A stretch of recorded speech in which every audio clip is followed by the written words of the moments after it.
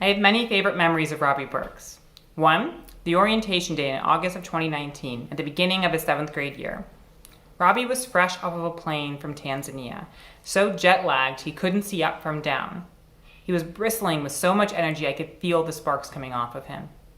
With bright eyes that barely blinked, big sweeping gestures, and an irrepressible smile, Robbie regaled Miriam, Cass, and myself with stories from his family's safari adventures.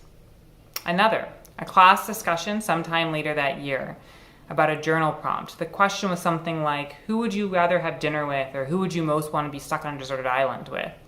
Other students talked about best friends, famous celebrities.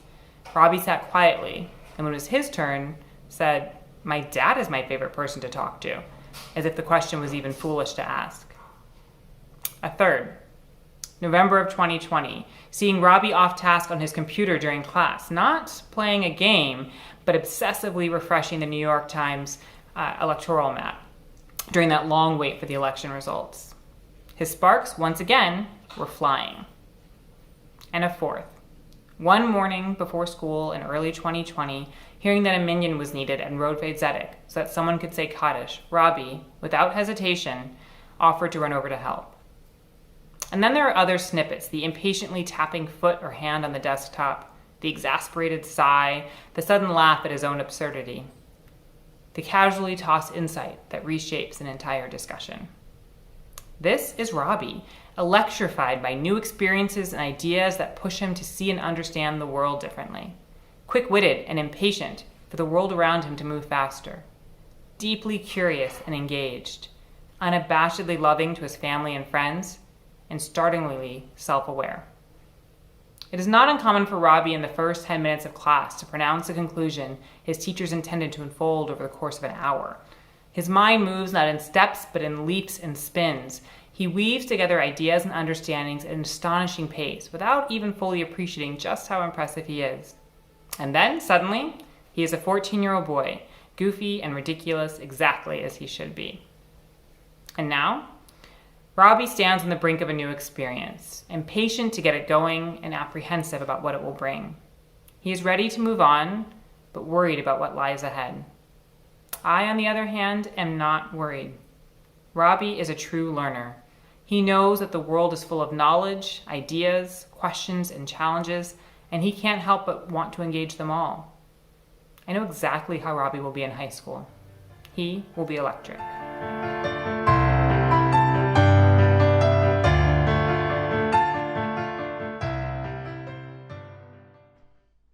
Hi. In my time at Akiba, I have had many experiences and made many friends, but the main thing that I will remember forever is the incredible sense of community here. Everyone here is amazing, and all my friends or teachers are there for me when I am upset or need help. I am so sad to part ways with all my great teachers and close friends. I have created bonds here that I hope will last for a very long time, and I will forever cherish my time at Akiba. I look forward to high school, and I know that all I have learned here will help me as I go forward. As I say goodbye, I would like to thank Akiba and everyone here for all that they have done for me.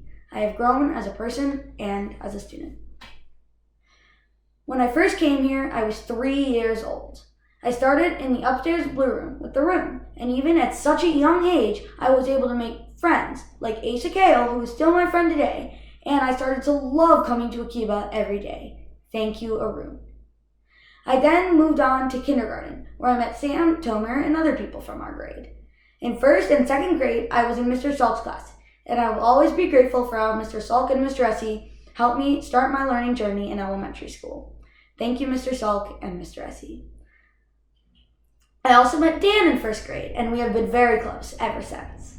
From there, I went up to 3rd grade, where Miss Levine taught me the basics of writing and grammar, and also taught me to have fun with my work.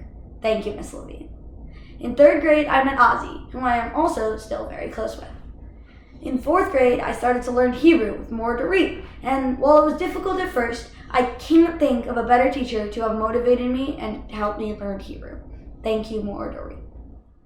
Starting middle school was very difficult for me, but my friends and teacher support helped so much going forward. Mr. Essie's history class, Mr. March's math class, and Miss French's language arts class helped me get ready for 7th and 8th grade. And Rabbi M's Judaic classes taught me about Gemara, Tanakh, and also a bit of debate.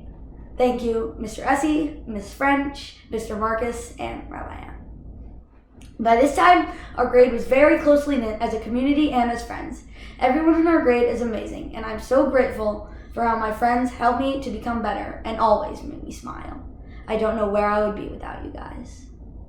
Entering into 7th and 8th grade was another big hurdle for me, but again, my teachers and classmates made it worth every second.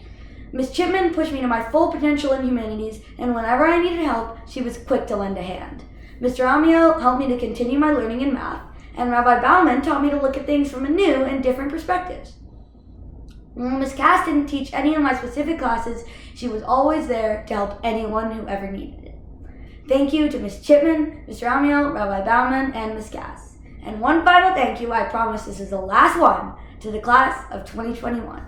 For when, instead of descending into bitterness about COVID, we rose above it and became even closer. Thank you, Akiva Schechter, and goodbye.